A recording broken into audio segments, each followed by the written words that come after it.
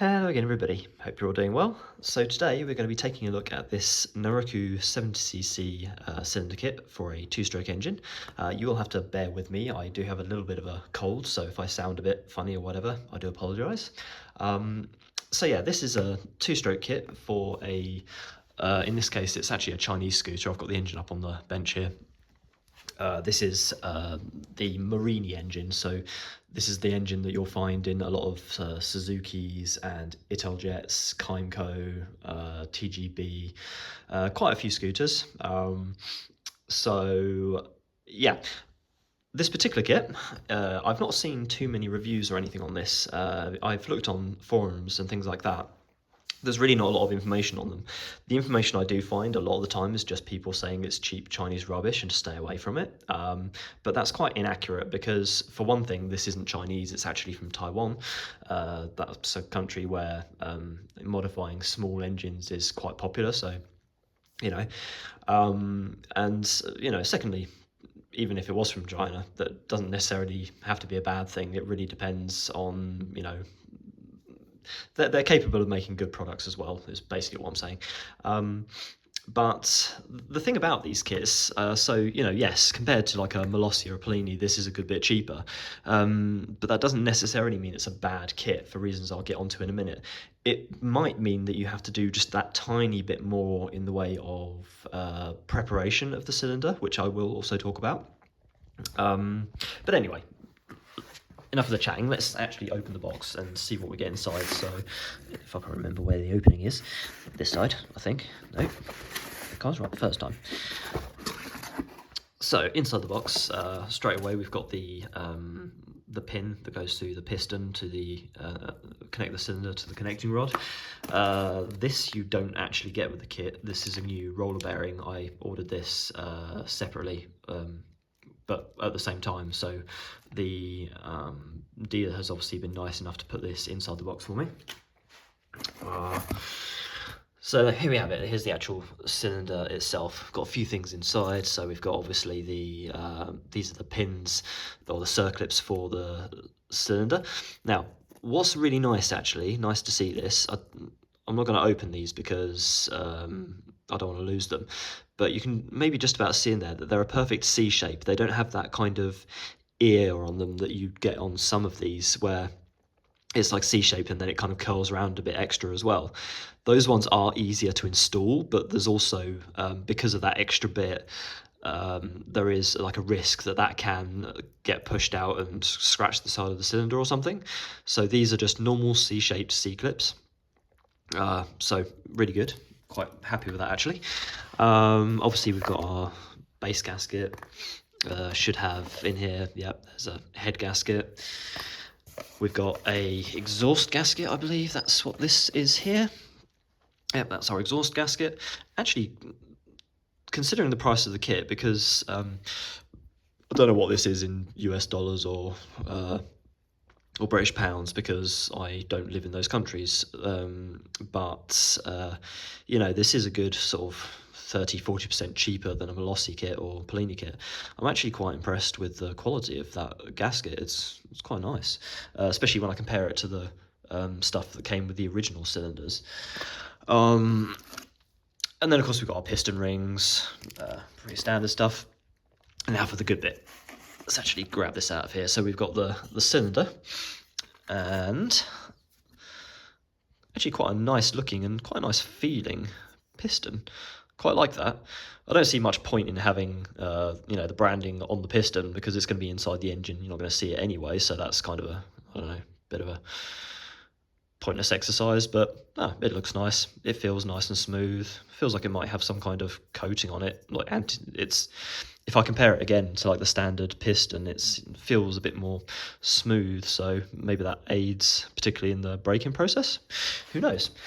So let's take these and have a look at them side by side. So obviously you've got your standard 50cc. There's the 70cc. It's obviously a good bit bigger, 47 millimeters across compared to 41 on the standard. Similar. If I put these side by side, you've got the bores. You can see that obviously on the 70 is a good bit bigger. If I turn this upside down, now naturally, you can see on the original 50, obviously we've got quite a lot more material here. It's quite a bit thicker, whereas on the 70 it's thinner. That's a natural trade-off because it's got to fit in the same size hole on the crankcase. So that's natural. So let's actually have a look at this. Now, as I mentioned before, if you buy like the more expensive like Molossi kits and stuff like that, they're going to look a little bit nicer with the finishing. What the outside of the cylinder looks like doesn't really matter too much because, you know, it's not going to be seen anyway. Although I must admit, again, if we compare this, if I show you like the standard cylinder, so this has been on the bike for a while, yes, so it's a bit rusty or whatever, but it's quite rough around the edges. I mean, you look at that, like that port, for example, just everything generally is quite rough. Looking at this kit, even as it is a cheaper kit, it's not that bad, you know. I mean, yeah, there's some roughness here, whatever, but like looking at that exhaust port, for example, in comparison, is actually quite nice. I'm quite impressed with that. And the other ports as well look quite lovely. So, obviously, being a cheaper kit, you would expect that maybe it wouldn't last as long as a Molossi or something like that, but actually, how long this lasts really depends on how much effort you put into preparing it before you put it in the cylinder. So there's a couple of things you should really do. Doesn't matter if you're putting on an original 50cc cylinder or a 70 big bore kit or whatever. There's a couple of things that you should at least check before actually putting these things on the bike if you want it to last. I mean, yes, you can just chuck this straight on the bike. It will work. It will last for some amount of time, but it won't last as long as it potentially could if you just take that little bit of effort and do a few little things before you actually install it. So the first thing you'd want to do when you get any new kit, and this doesn't matter if it's a cheap one like this or if it's an expensive Molossi race kit or whatever, you want to have a look around and just check for any obvious defects, because even with the expensive models, they come out of the factory and there's always the chance that the odd one or two might have some defects and maybe slip past quality control. It just happens. So have a good look around the thing and just make sure there's nothing obvious. If there is something obvious, send it back and get a new one. You know, it's better to do that than install it and have something go wrong. So, you know, I've already looked around this. I can't see anything obviously wrong or bad with it, so that's good. So the second thing you want to do is actually have a look inside. And I don't know how well you're going to be able to see this because obviously the camera and whatever, but you're looking for a nice smooth surface to the cylinder. You want to see a nice crosshatch pattern on there as well where it's been honed. That's really important. And again, you're just looking for any nicks or gouges or scratches that you really don't want to be there. So then the next thing you want to do is have a look at these actual ports. So you see here, obviously the piston goes past these. And you want to check, because especially on some of the cheaper cylinders, but to be fair, also on some of the lower level Molossi cylinders and stuff, you'll find that these are straight out of the cast and they don't actually smooth off these edges. So you get like a really sharp edge, like a razor blade. Now you don't want a sharp edge on these ports because as the piston goes up and down, it's going to catch on that, or the rings are going to catch on that sharp edge. And tiny little bits of metal are going to kind of come off, and that can cause damage. So what you actually want to do is check that, and if it's not smooth, you want to go along these edges with a small file and just round them off. You're not looking to take too much material off. You're not looking to like make the ports bigger or anything. You're literally just smoothing off these edges on the top and the bottom. You don't have to worry about those side edges because the piston's going up and down, not side to side, but the top and bottom you do want to do. Now, as I said, usually with these cheaper kits, that's something you definitely do have to do because it's not done for you. One thing I have noticed on this Naraku kit is that actually it has already been done, but I have a feeling it wasn't done by Naraku. So if you buy one of these cylinders, you may well still have to do that. The dealer that I bought this from is a really great guy, and I think there's a good chance that he might have actually done this for me, even as like I didn't, well, not for me specifically. I think he just does it to all of them that he sells just so that they are more reliable and whatever, and last a bit longer. Obviously, you know, gives him a good reputation or whatever. So that's really nice to see. I don't have to do that work. It's already been done for me, which is fantastic. So that's the checking of the cylinder itself. So the next thing we need to check is the piston. When you place the piston, gently in the top here. So I'll get that in position. When I let go, this should just drop like that. If it's tight and it doesn't drop, if it's tight against these edges, that's a problem, because obviously the piston, the cylinder itself is cast iron, the piston is aluminium. Now these metals expand at different rates, so you need a gap between the piston and the cylinder. It needs to be moving freely when cold, because if it doesn't move freely like that when it's cold, as it gets hot, obviously the metal expands and it gets even tighter, and you're just going to end up with heat seizures basically. Even if you're not running that hot, it's just going to expand too much and wedge itself on the side of the cylinders. So you need that freedom of movement that you've just seen there. That's another thing to check, because again, if that piston doesn't fall through like that, you've got issues. The last thing, I'll just drop that back out there. The last thing to do, which again I'm not going to do right now, but I'll just show you the basics of it, is, no, sorry, there's two last things. So it's not the last. Next thing I should say is to actually put one of the piston rings, or both of the piston rings, one at a time, inside the bore, and actually check it with a feeler gauge. You want to check the gap, because when it's cold, when the piston ring is installed inside this cylinder, there should still be a very small gap between the two edges of the ring. Again, this is because as the cylinder gets hotter, as the metal of the ring gets hotter, it obviously expands and that gap's going to close. But if it's already closed, it's got nowhere to go, so obviously it's going to expand the ring out, and again you're going to get that getting stuck on the side of the cylinder. So you need to make sure that there is a gap there when it's cold and it's the correct size. To find what that size should be, you'll have to obviously do research based on your specific bike to find out exactly what the specification is for your engine, but that's that. Now we get on to the last thing. The last thing to check